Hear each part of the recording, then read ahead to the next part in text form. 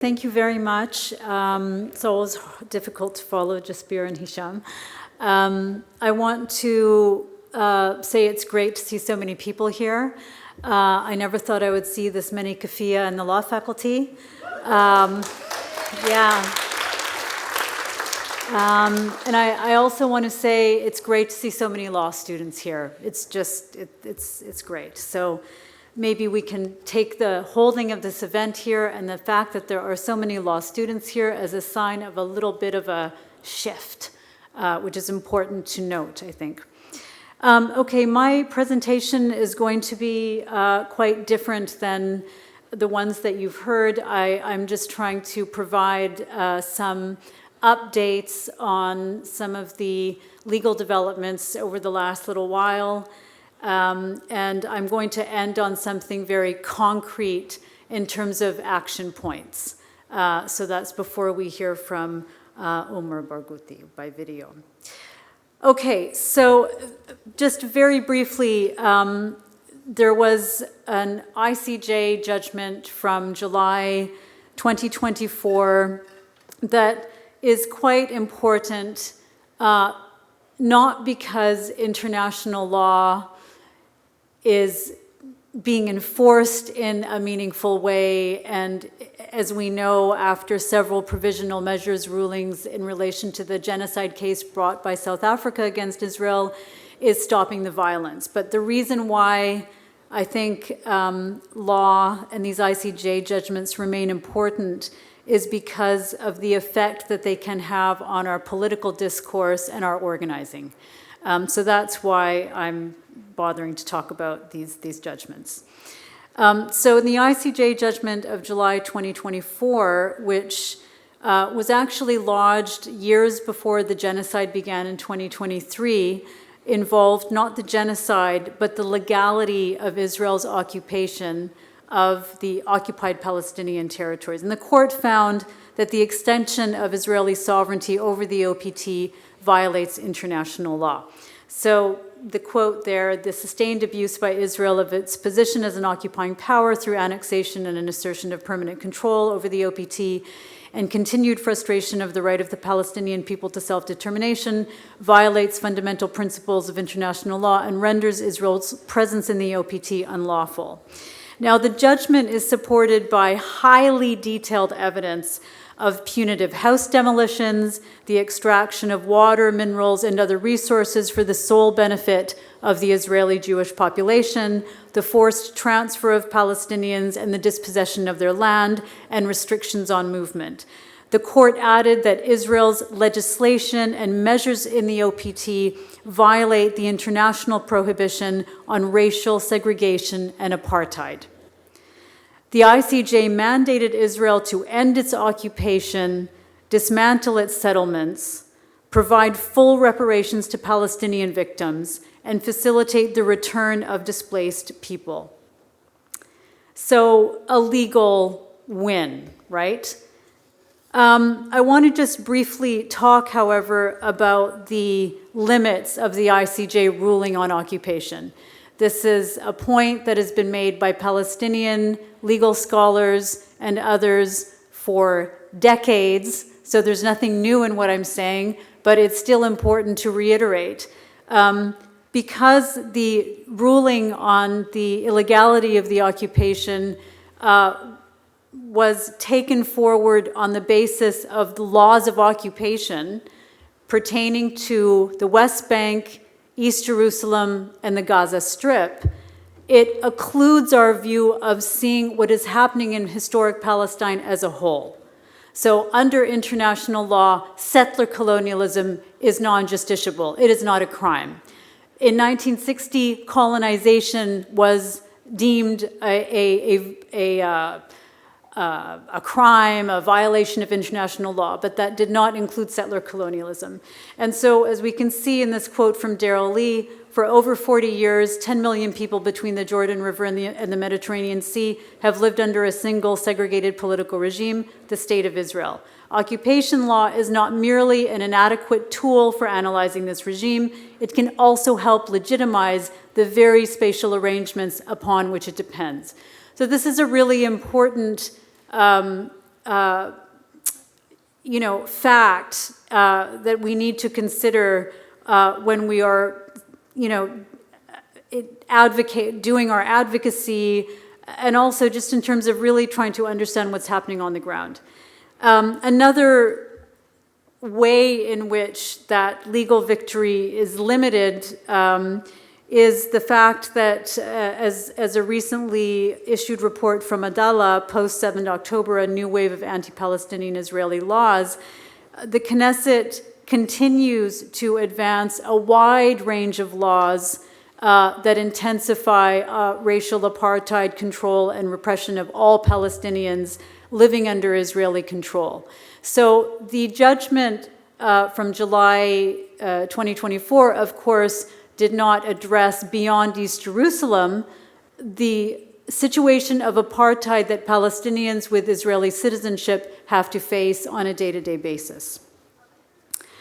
Okay. So as we've already heard from multiple different perspectives, we are facing, despite 3 provisional measures rulings pertaining to the genocide by the ICJ, right? So there were provisional measures rulings in January 2024, March 2024, and May 2024. And the one that came down from the ICJ in May 2024 actually did say specifically, unlike the other 2, that Israel had to stop. It had to cease fire. It had to stop its military action in Rafah. And of course, these have all been roundly ignored. So despite these rulings, Israel continues to commit genocide with impunity. And this quotation from Yara Hawari, I think, tells us how what we are seeing is not a ceasefire, but a continuation of the genocide under diplomatic cover.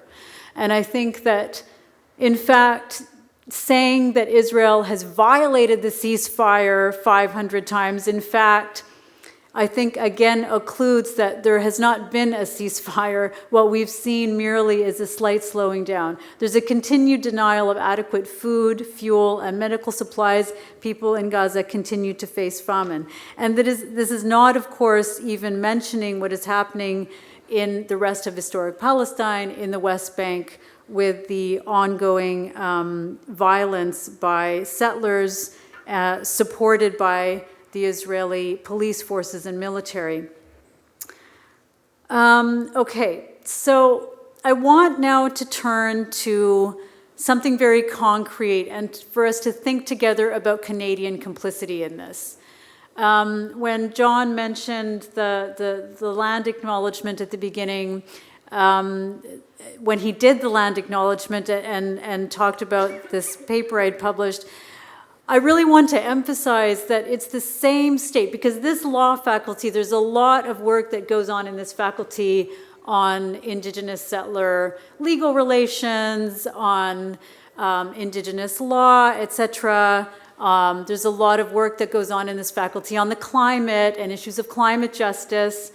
But I think without seeing how it's the same state that has a colonial history here, that is absolutely complicit in what is happening in Palestine, again, occludes our view and really, prohibits us from really understanding politically and juridically what the state is up to. So for reference on Canada's mentioned several times in Francesca Albanese's most recent report, Gaza Genocide, a Collective Crime, which really focuses on the issue of complicity. In terms of Canadian state complicity, after the provisional measures rulings, Canada has been now in violation of their legal obligation to prevent genocide under international law. And as I'll talk about more in a moment, they are complicit in sending arms to Israel through a legal loophole. They have provided diplomatic cover and state support for Israel for, of course, years, but most definitely since October 2023, and they continue to do that. We could also talk about the conditions for state recognition that Carney's government has set out. The most absurd terms, which are hard even to utter, that Palestine would need to be a Zionist state were it to be recognized. I mean, it's hard to say that aloud because it's so absurd. And then, of course, the Canadian CIFA, the Canadian-Israel Free Trade Agreement, which was brought into effect in 2007, which enables illegal settlements in the West Bank to export goods to Canada for sale, among other things. I'm not going to go into the complicity of the corporate sector, but I refer you to Francesca Albanese's report. In terms of the charitable sector, that's another area of Canadian complicity. The Canadians for Justice and Peace in the Middle East have been working on mapping organizations that have charitable status that are complicit in human rights abuses and apartheid in Palestine. So I refer you to their website, which has many resources on it. And then, of course, we can think about the university sector and the ongoing institutional faculty and student exchanges with Israeli universities that are intertwined with the Israeli military, as detailed by Maya Wind in her book, Towers of Ivory and Steel, and situated on stolen lands, engaging in forms of racial discrimination against Palestinian faculty and students. And I will note that our law faculty has a much celebrated faculty exchange with Hebrew U Faculty of Law. They have brought visitors throughout the last 2 years, despite some of us trying to collegially and constructively address the issue.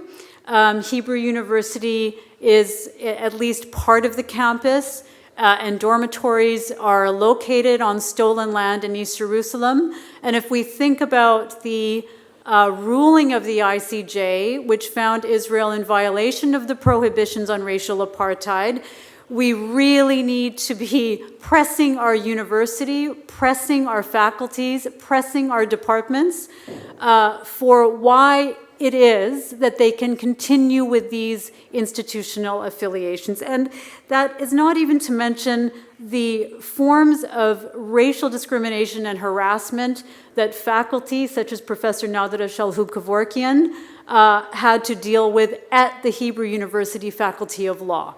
So these issues have been raised repeatedly, but yet our universities, our faculties persist. Okay, so in the last 2 minutes, I just want to talk quickly about divestment in Bill C-233, something very concrete. When we have these gatherings, these meetings, I think it's important to think about what do we do, right? What are we going to do now? And of course, most people in this room have been doing a lot over the last several years, sometimes decades. But in terms of what's happening in this moment, what can we do? So Canada acceded to the Arms Trade Treaty in 2019, and there were amendments to the Export and Import Permits Act in 2019, which basically created a series of loopholes that have become a giant. These are the words of MP Jenny Kwan, who is sponsoring a private member's bill to close the loopholes. So in her words, the 2019 amendments left open a gaping loophole, a loophole that has since become a giant and open backdoor for weapons, components, and explosives to flow freely from Canada to the United States and then onward to some of the most brutal conflicts in the world. And the US loophole is the heart of the problem. So when Canada adopted, or they acceded to the Arms Trade Treaty, they did not adopt Article 4 of that treaty, which requires each state party to establish and maintain a national control system to regulate the export of parts and components for conventional arms covered by Article 2.1 of the treaty. So that system is supposed to ensure that parts are not transferred if they would contribute to or undermine peace and security, or they would be used in violations of international law or human rights. So this would have required Canada to treat weapons, parts, and components with the same scrutiny as full weapons systems, which it doesn't.